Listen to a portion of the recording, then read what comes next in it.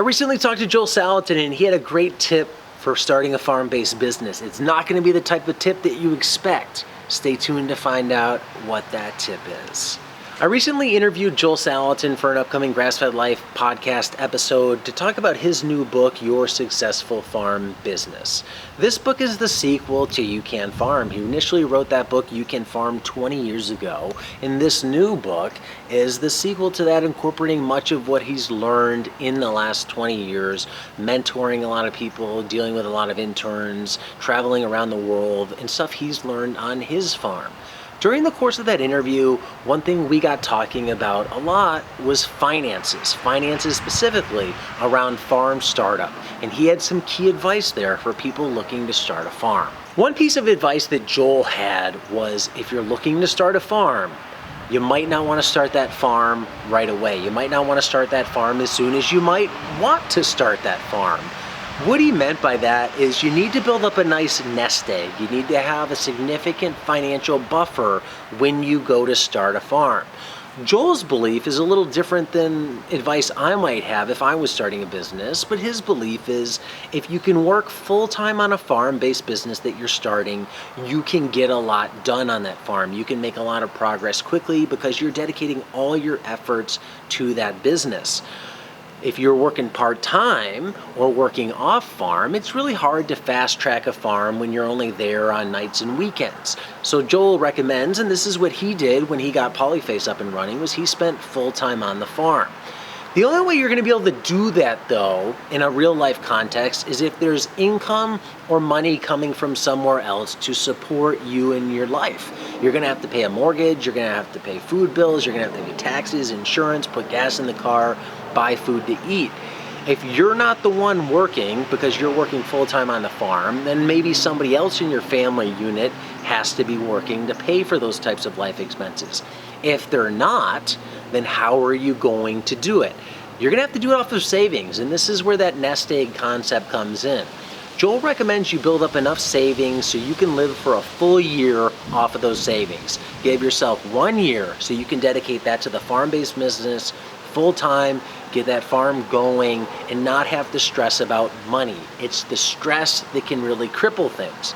If you have that 1 year of savings, it allows you to focus on the business and do things in the business that matter without stressing about the rest of life and where money to put food on the table is going to come from.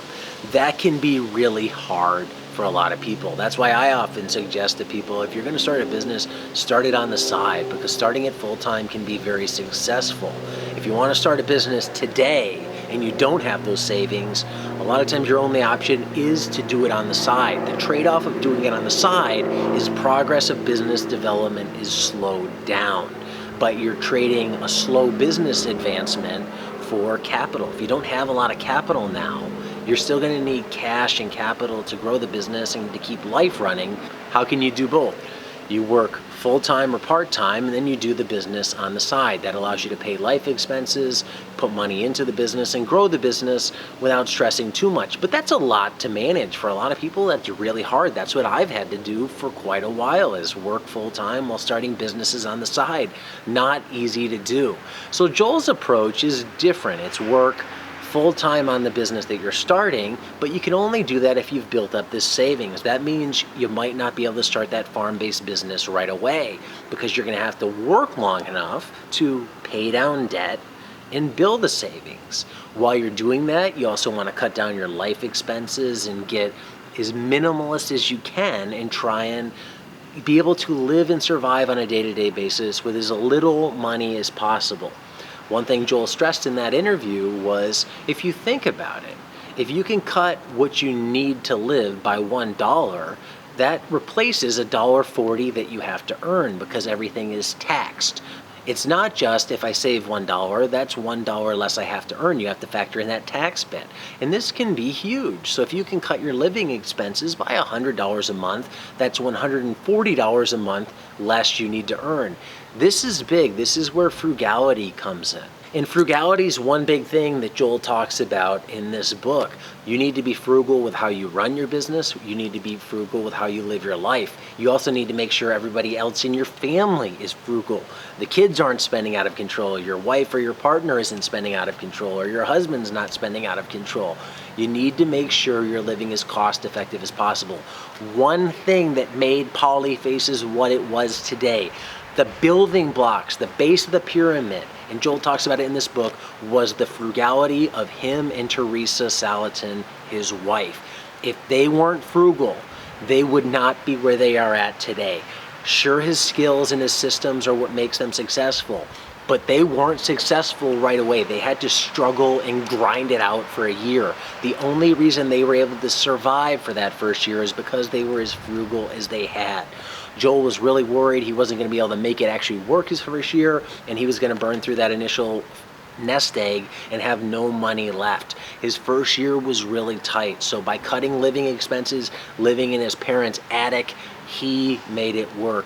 If you're looking to start a farm-based business, this stuff is really important.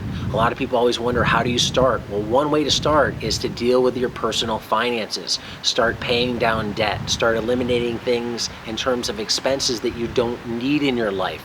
Get yourself so you can live on as little money as possible.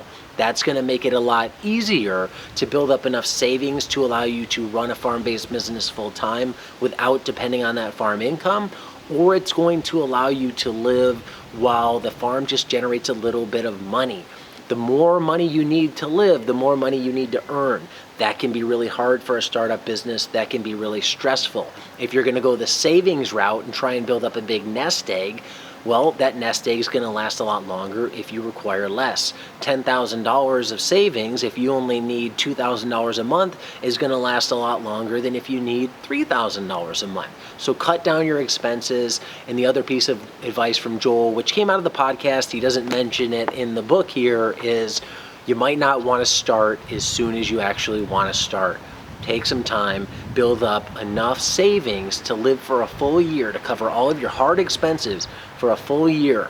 When you get there, then you can start your farm-based business, working full-time on that business. In the meantime, you can do other things. You can learn about the farming industry. You can read books like this. You can do stuff small scale in your apartment or your house that you're renting, but don't feel so pressured to jump right into it right away.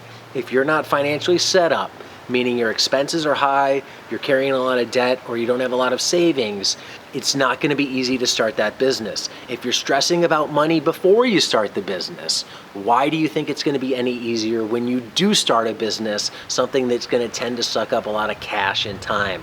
So think about this, think about it. It's a really key point, and a lot of people don't think about it. They want to jump in, they want to follow their passion, they want to get out there and do things on the land. But the way you're going to do that in the long term, and the only way you're going to do that in the long term actually, is if you're financially successful doing it. And one part of being financially successful is far from the business. You have to be financially successful on the personal finance side of things. The business ultimately has to support our own lifestyles. Make sure your lifestyle is one that's not that hard for the business to support. That makes it that much easier when you do get the business cash flowing. Think about it. If you want to learn more about Joel's book, Your Successful Farm Business, check out the link for the book below. It's a great book. It's more of a macro book. It'll bring up a lot of topics and really get you thinking. Don't look for nitty-gritty about here's how you build a chicken tractor in here. That's not what this book is. This book is talking about a lot of base principles and approaches to farming. It's a great one. Again, link to that below. Stay tuned right here on YouTube for a podcast with Joel. It'll probably be out later this year or early 2018. So in Joel's words, be frugal, cut down debt, build your savings, then start your business. And as he might also say, marry somebody who's more frugal than you. That's one key he attributes to his success.